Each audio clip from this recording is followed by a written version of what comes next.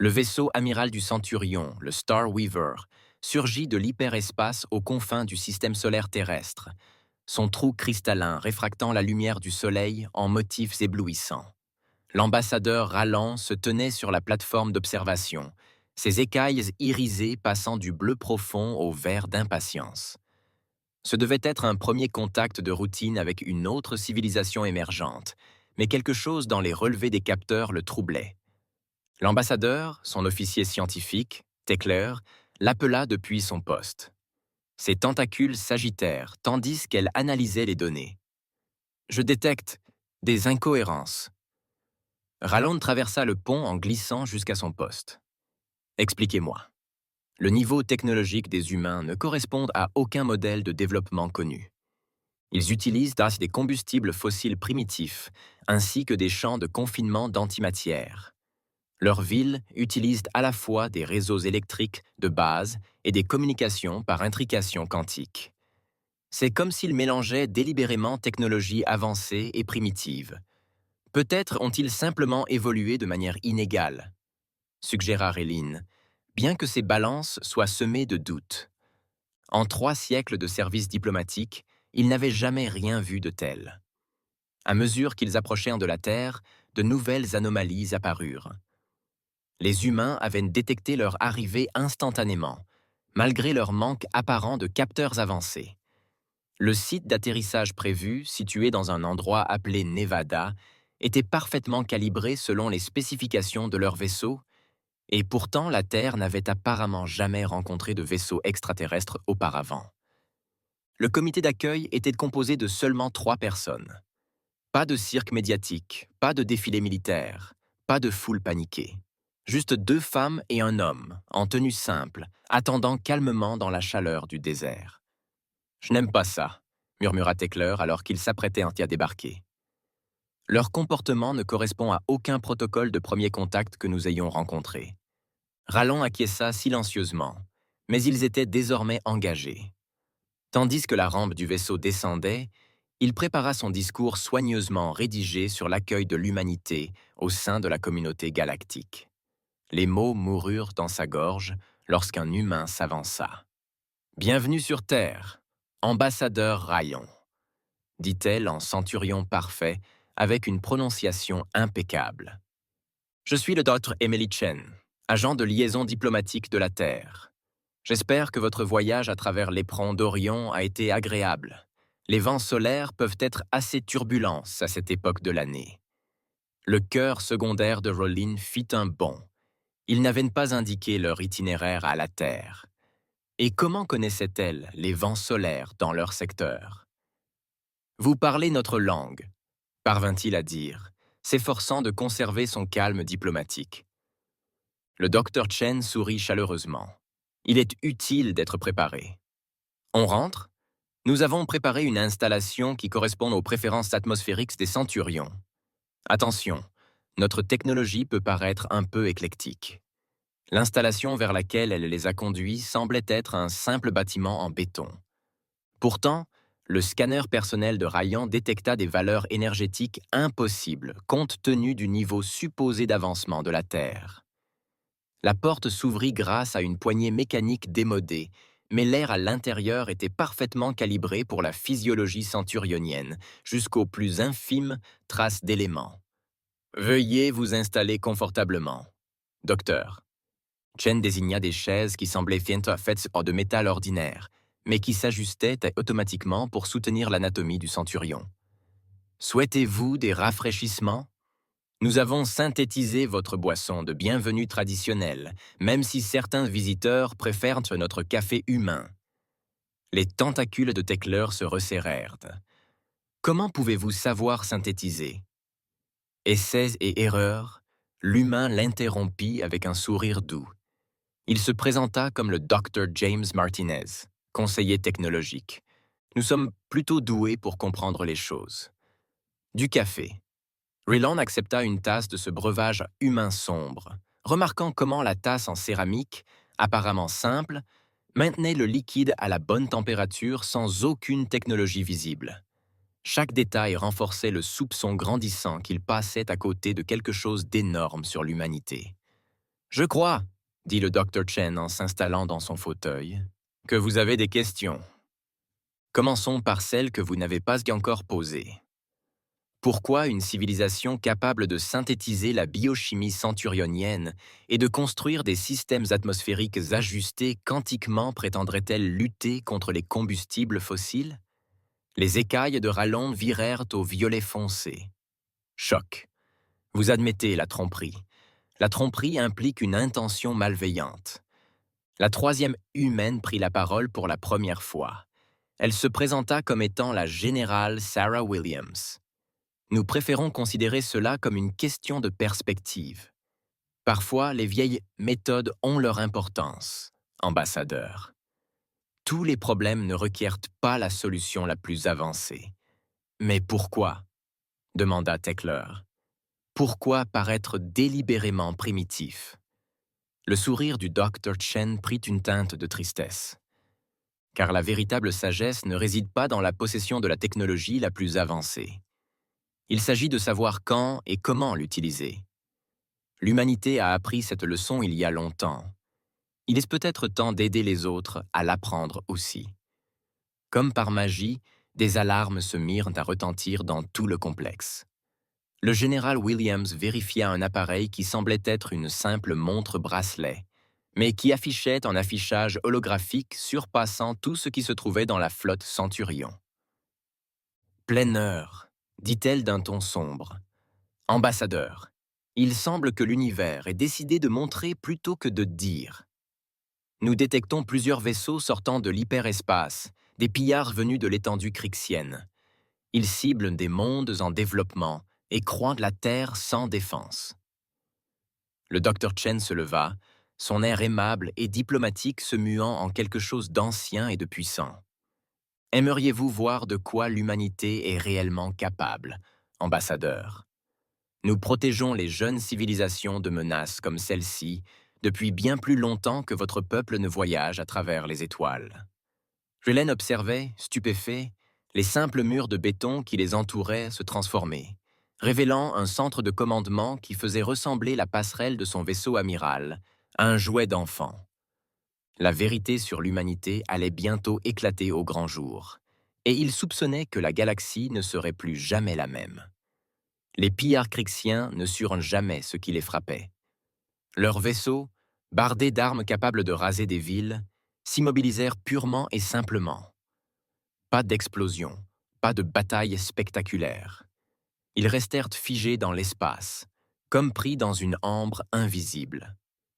Expliqua-t-il nonchalamment à la délégation Centurion stupéfaite. Bien plus propre que des armes. Moins de paperasse aussi. L'ambassadeur Rallon observa les vaisseaux Raiders être doucement guidés vers un circuit d'attente autour de la Lune. Ces écailles étaient devenues d'un blanc immaculé. Un signe de stupeur totale pour son espèce. Vous possédez une technologie capable de contrôler l'espace-temps lui-même, et pourtant vos villes continuent de brûler des combustibles fossiles. Entre autres choses, répondit le général Williams, ses doigts dansant sur ce qui ressemblait à un ancien clavier mécanique, mais qui contrôlait pourtant les systèmes les plus avancés que Rallon ait jamais vus. Les Raiders sont en sécurité. Dr. Chen, devons-nous passer à la phase 2? Le Dr. Chen hocha la tête en se tournant vers leur visiteur. Ambassadeur, nous nous sommes cachés pendant des millénaires, guidant les jeunes civilisations dans l'ombre. Mais quelque chose se prépare, quelque chose qui exige une approche plus directe. Avant que Raylan puisse réagir, une nouvelle alerte s'afficha sur les écrans du centre de commandement. Comme si des années plus tard, aux confins de l'espace Centurion, une équipe d'archéologues venait de faire une découverte qui allait bouleverser la compréhension de l'histoire de la galaxie. La chef de l'équipe, le docteur Vexna, contemplait ces découvertes avec incrédulité. Les artefacts qu'elle avait découverts n'étaient pas seulement antérieurs à la civilisation connue. Ils étaient d'origine humaine. Ses mains tremblaient lorsqu'elle activa son communicateur quantique. « Autorité centrale », annonça-t-elle. « J'ai trouvé la preuve que les humains étaient parmi les étoiles lorsque mon peuple apprenait encore à faire du feu. » Le centre de commandement du Nevada afficha sa transmission en temps réel. Le Dr. Chen sourit doucement. Pile à l'heure. Ambassadeur, voulez-vous savoir pourquoi nous avons maintenu notre mascarade technologique si longtemps? Elle fit un geste, et les murs de l'installation devinrent transparents, révélant de vastes complexes souterrains s'étendant sur des kilomètres dans toutes les directions. Des vaisseaux antiques, des observatoires temporels et des technologies indescriptibles côtoyaient en de simples machines à vapeur et des moteurs à combustion interne. L'humanité a atteint les étoiles il y a des millions d'années, expliquait le docteur Martinez.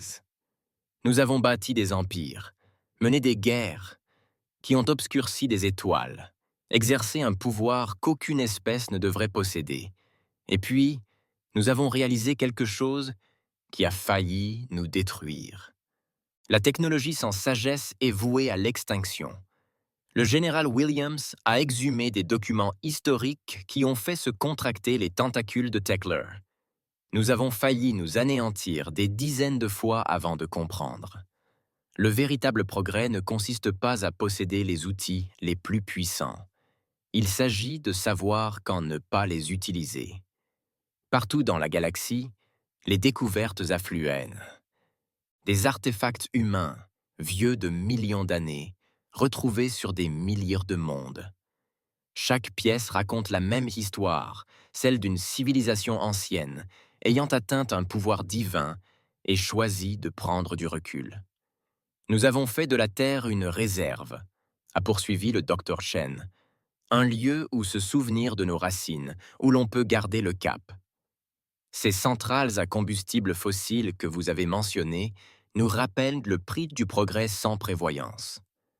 Les machines simples nous enseignent l'humilité. Chaque élément de technologie primitive a sa place dans notre programme de développement. Programme de développement, demanda Rilien, son diplomate de formation peinant à en saisir les implications. Pour nous-mêmes et pour les autres, sourit le docteur Martins. Nous avons guidé les espèces plus jeunes, les aidant à éviter nos erreurs. Ces pillards que nous venons d'arrêter. Ils se réveilleront demain sans aucun souvenir de l'incident, mais avec une mystérieuse compréhension nouvelle des raisons pour lesquelles la conquête n'est pas la solution. Soudain, tous les écrans du complexe s'allumèrent, affichant des avertissements urgents. Le docteur Chen prit une expression grave. Et maintenant, vous comprenez pourquoi nous nous dévoilons. Quelque chose se réveille là-bas. Quelque chose que nous avons combattu il y a des siècles.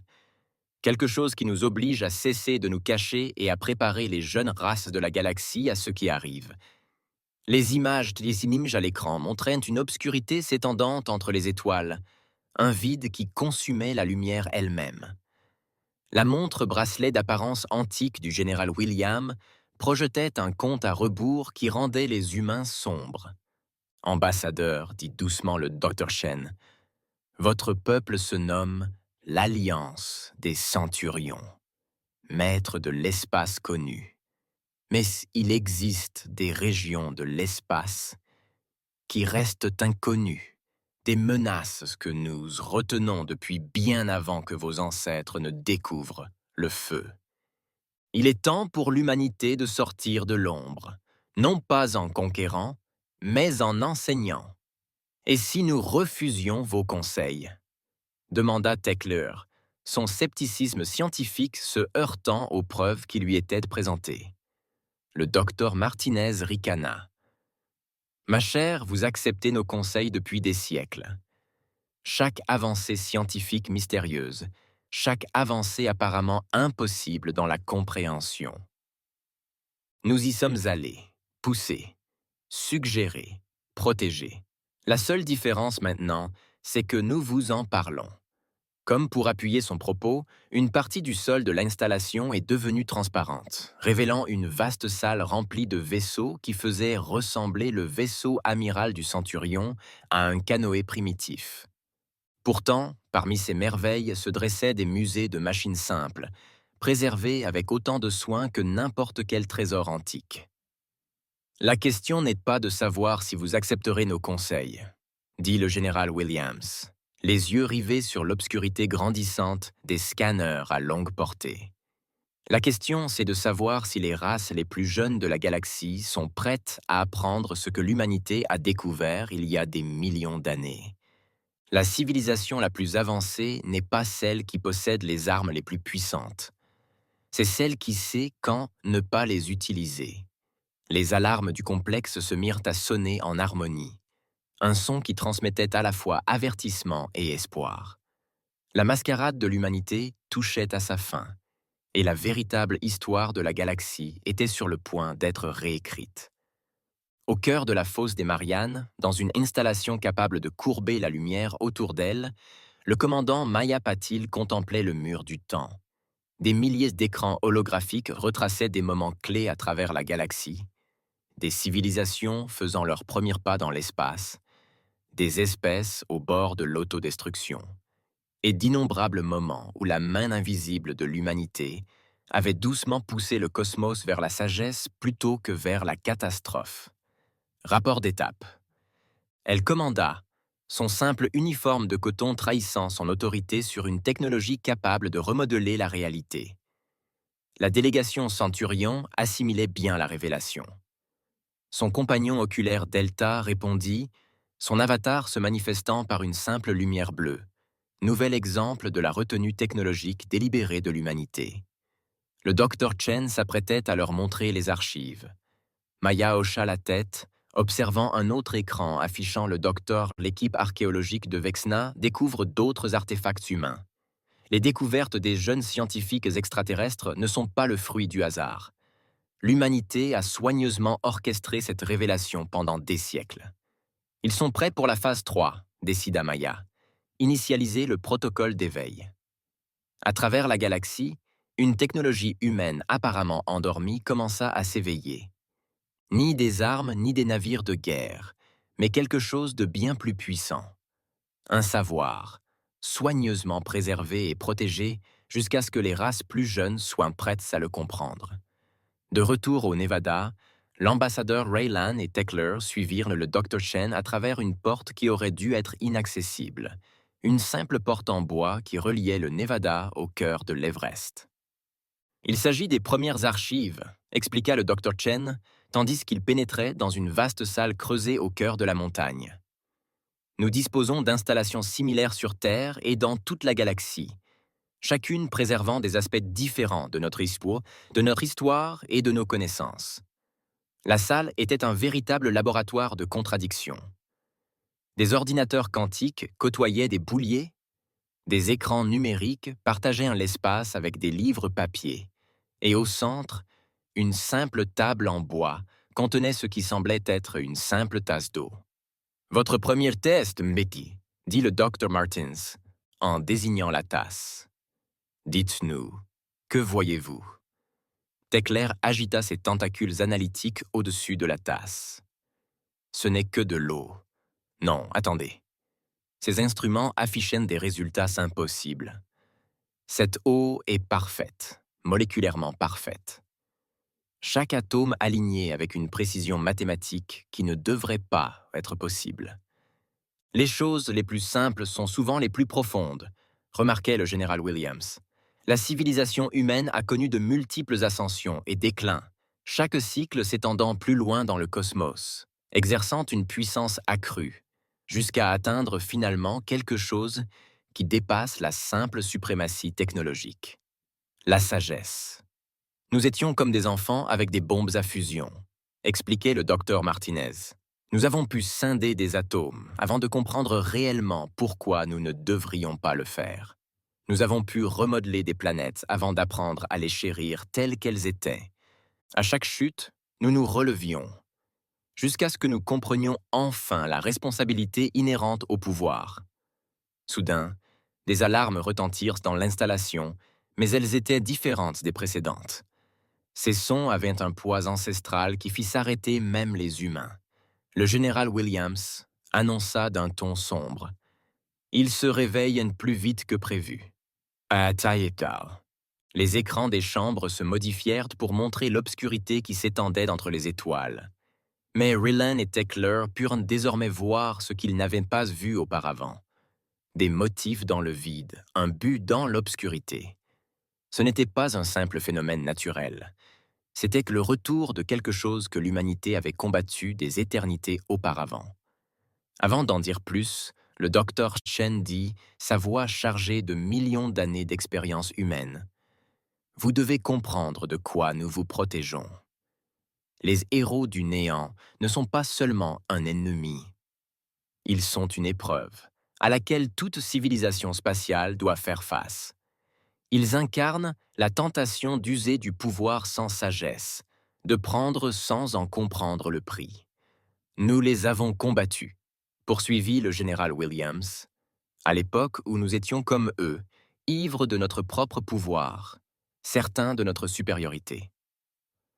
La guerre a remodelé les galaxies, et finalement, nous avons appris que la victoire ne résidait pas dans la possession des armes les plus puissantes. Le docteur Martinez s'est approché de la coupe d'eau parfaite et y a ajouté une goutte de pluie ordinaire. L'alignement moléculaire parfait s'est brisé, créant quelque chose de nouveau, de naturel, d'imparfait et de beau. Parfois, dit-il doucement, la solution la plus avancée est de savoir accepter l'imperfection. Les héros du vide ne peuvent comprendre cela. Ils recherchent la perfection par le pouvoir, l'ordre, par la domination. Ils sont ce que l'humanité aurait pu devenir si nous n'avions pas appris à prendre du recul. Le complexe bourdonnait d'énergie tandis que la technologie cachée de l'humanité s'éveillait. Non pas pour combattre, mais pour préparer, enseigner, guider, aider les jeunes races de la galaxie à comprendre ce que l'humanité avait mis des millions d'années à apprendre. Votre peuple n'est pas prêt à utiliser nos technologies les plus avancées, déclara le Dr. Chen au délégué du Centurion. Mais vous êtes prêts à comprendre pourquoi nous avons choisi de ne pas les utiliser nous-mêmes. La question est, êtes-vous prêts à apprendre? Comme en réponse, l'obscurité entre les étoiles pulsa et à travers la galaxie, de jeunes civilisations levèrent les yeux vers leur ciel, effrayées et émerveillées.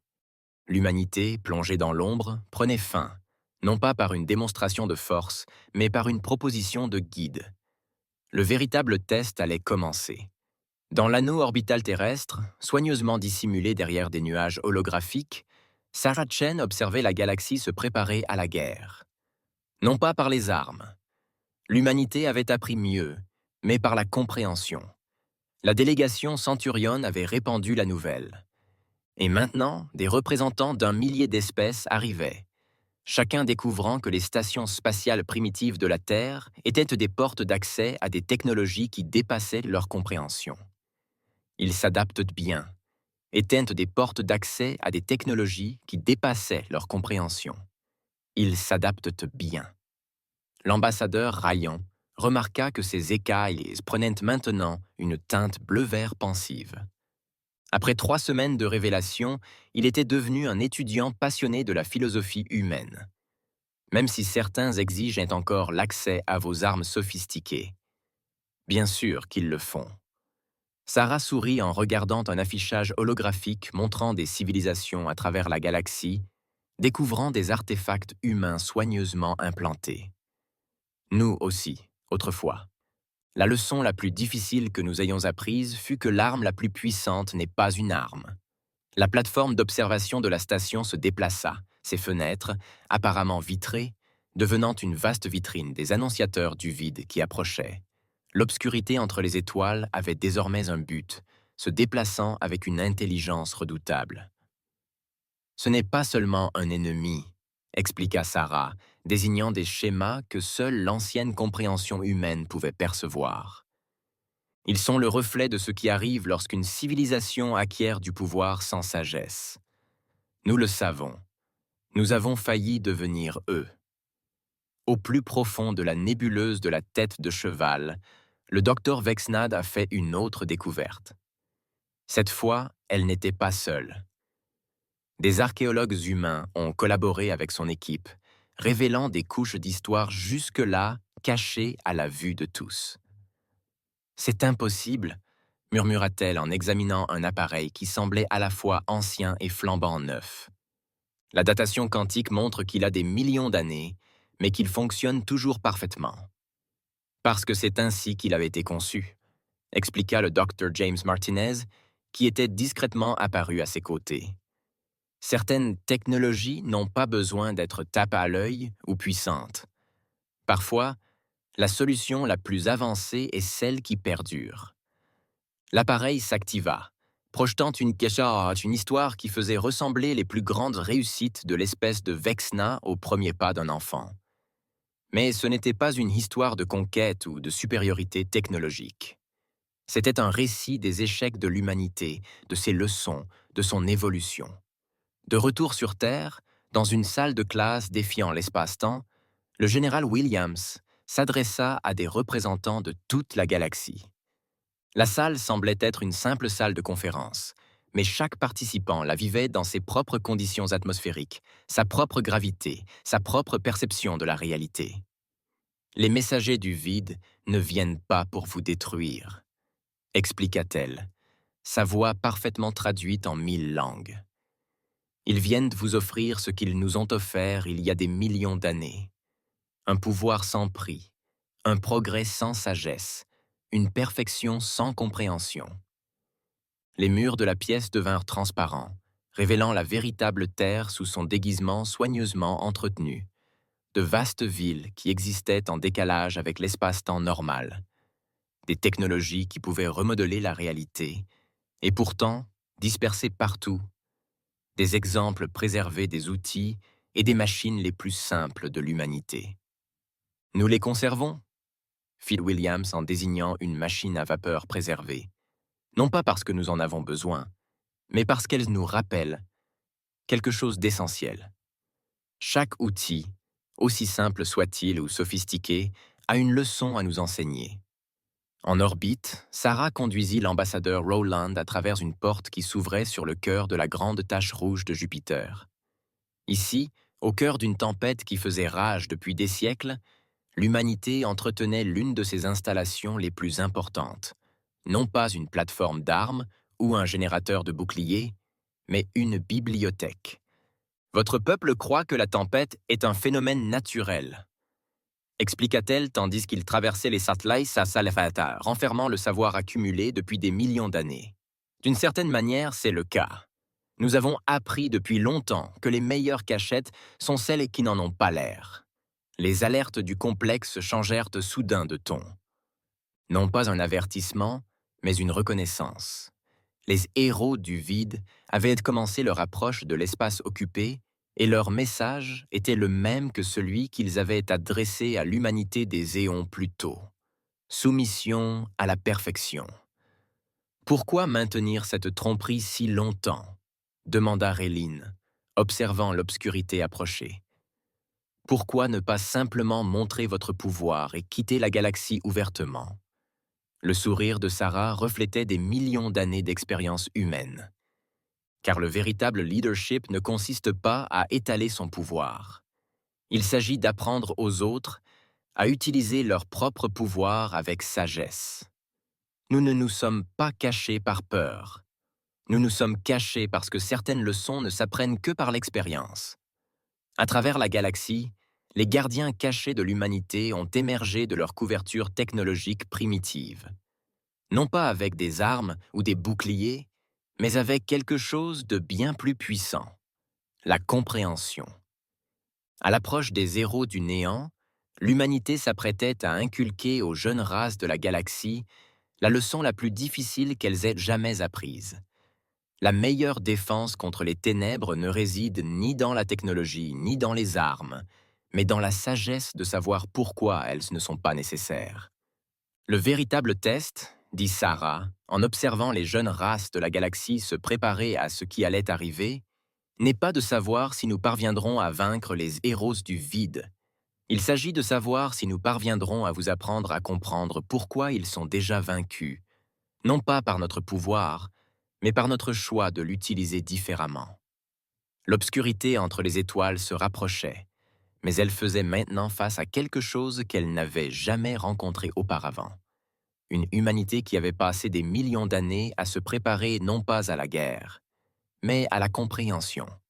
Les héros du vide arrivèrent non pas avec violence, mais avec un murmure qui résonna dans l'espace civilisé. Leur message était simple et séduisant. Acceptez notre don de perfection. Dans le principal centre de commandement de la Terre, enfoui dans le royaume quantique sous l'Antarctique, Maya Patel se tenait devant les représentants de 10 000 mondes. La chambre semblait n'être qu'un simple auditorium, mais elle existait simultanément dans chaque capitale majeure de chaque race spatiale. Observez attentivement, dit-elle, tandis que commençait la première démonstration du messager du vide. Autour d'une étoile lointaine, la réalité elle-même semblait se cristalliser, transformant un système solaire entier en une structure mathématiquement parfaite. C'est ce que nous avons refusé il y a des éons. Les écailles de l'ambassadeur Rallon virèrent au doré profond, mêlant émerveillement et peur. « C'est magnifique, admit-il. »« Oui, acquiesça Sarah Chen, debout à ses côtés. Tout comme un cristal parfaitement aligné et beau, et tout aussi mort. » L'écran changea, montrant le système transformé dans des spectres au-delà de l'espace normal. Là où régnait un écosystème planétaire dynamique, il n'y avait plus qu'une perfection stérile. Là où il y avait eu évolution et changement, il n'y avait plus que la stase. « Nous avons failli accepter leur cadeau », expliqua le docteur Martinez. Ces vêtements simples se révélaient désormais être une interface, avec des technologies incompréhensibles. Nous étions presque devenus eux. Parfaits, immuables, vides. À travers la galaxie, les gardiens cachés de l'humanité ont activé leur protocole final. Ni une arme, ni un bouclier, mais une leçon écrite dans le langage de la réalité elle-même. Chaque élément de technologie primitive qu'ils avaient conservé, chaque machine simple qu'ils avaient préservée, commençait à raconter son histoire. Dans la capitale Centurion, les machines à vapeur révélaient des équations quantiques cachées dans leur configuration de vapeur. Sur des mondes lointains, les moteurs à combustion interne démontraient bientôt les principes de l'expansion cosmique lors de leur cycle de combustion. De simples portes de bois devinrent des portes vers une compréhension transcendant l'espace-temps. Les vaisseaux de cristal parfait du Void Herald s'approchèrent de la Terre, leur message inchangé. Accepter la perfection. Mettre fin au chaos. Devenir éternel. Maya s'avança, sa voix portant vers chaque monde, chaque espèce, chaque être capable de comprendre. « Nous offrons quelque chose de différent, » dit-elle. « Pas la perfection, mais la croissance. Pas la stagnation, mais le changement. Pas le pouvoir, mais la sagesse. La simple coupe d'eau des premières archives, apparue devant chaque représentant. Mais il pouvait désormais voir ce que l'humanité avait vu des millions d'années auparavant. Dans son imperfection, même se trouvaient les germes de quelque chose de plus grand que la perfection. Vos civilisations observent la technologie primitive de l'humanité et y voient une faiblesse, annonça le général Williams. Les héros du vide l'observent et y voient une inefficacité, mais regardent plus loin. Les écrans quantiques de la chambre ont révélé la vérité que l'humanité avait si longtemps cachée. Chaque technologie primitive qu'ils avaient conservée contenait des schémas qui résonnaient dans la réalité elle-même. La fumée des machines à vapeur traçait des trajectoires qui correspondaient à l'évolution galactique. Le rythme de la combustion interne cartographiait le battement de cœur de l'espace-temps. « Nous n'avons pas entretenu ces technologies parce que nous en avions besoin, » expliqua Sarah, alors que la compréhension naissait aux yeux de 10 000 espèces. Nous les entretenons parce qu'elles enseignent quelque chose que les héros du vide ne pourront jamais comprendre. Cette perfection ne réside pas dans l'absence de défauts, mais dans leur acceptation. Les vaisseaux de cristal du Void Herald s'immobilisèrent lorsque leurs capteurs détectèrent une impossibilité. L'humanité ne ripostait pas avec des armes ou des boucliers. Elle pratiquait plutôt une activité bien plus dangereuse. L'enseignement. À travers la galaxie, les races plus jeunes commencèrent à comprendre. Ils ont vu comment les technologies humaines, apparemment primitives, recelaient des vérités profondes. Ils ont compris que le choix d'utiliser des outils simples aux côtés d'outils avancés n'était pas une faiblesse, mais une sagesse. Les héros du vide offrent la perfection sans compréhension, a poursuivi Maya. Nous offrons la compréhension sans promesse de perfection. Le choix vous a toujours appartenu. À cet instant, alors que les vaisseaux de cristal flottaient immobiles dans l'espace, les jeunes races de la galaxie ont fait leur choix. Non pas par les armes ou la technologie, mais par la compréhension. Elles ont choisi l'imperfection. Elles ont choisi la croissance. Elles ont choisi la vie. Les vaisseaux de cristal parfait du II-10. Héros du vide commencèrent à se dissoudre, non pas à cause d'une arme, mais au contact d'un élément qu'ils ne pouvaient comprendre. La beauté de l'imperfection, la force de la faiblesse, le pouvoir de choisir de ne pas utiliser le pouvoir. C'était toujours l'épreuve, dit Sarah à l'ambassadeur Rallon tandis qu'ils observaient l'obscurité entre les étoiles s'éloigner. Non pas de savoir s'il était possible de les vaincre, mais de comprendre pourquoi ils avaient déjà perdu. À travers la galaxie, les technologies cachées de l'humanité furent neutralisées. Non pas en signe de reddition, mais de victoire. Elles avaient accompli ce qu'aucune arme n'aurait pu accomplir. Elles avaient appris aux jeunes races de la galaxie que la civilisation la plus avancée n'est pas celle qui possède le plus de pouvoir, mais celle qui est assez sage pour comprendre pourquoi le pouvoir n'est pas la solution. Et maintenant, demanda Réline, ses écailles se transformant en une couleur sans nom, celle de la compréhension. Maya sourit en prenant un simple crayon sur son bureau. Maintenant, nous vous enseignons tout ce que nous avons appris. Non pas parce que nous sommes supérieurs, mais parce que chaque enseignant a été un élève et que chaque élève devient enseignant. L'obscurité entre les étoiles s'était dissipée, laissant place à quelque chose de plus grand que la perfection. La possibilité infinie de croissance, de changement et de sagesse. L'humanité a pleinement pénétré la lumière, non pas en conquérant ou en sauveur, mais en enseignant prêts à partager la leçon la plus difficile qu'ils aient jamais apprise. Le véritable progrès ne consiste pas à atteindre les étoiles, mais à comprendre pourquoi nous les visons. La fin.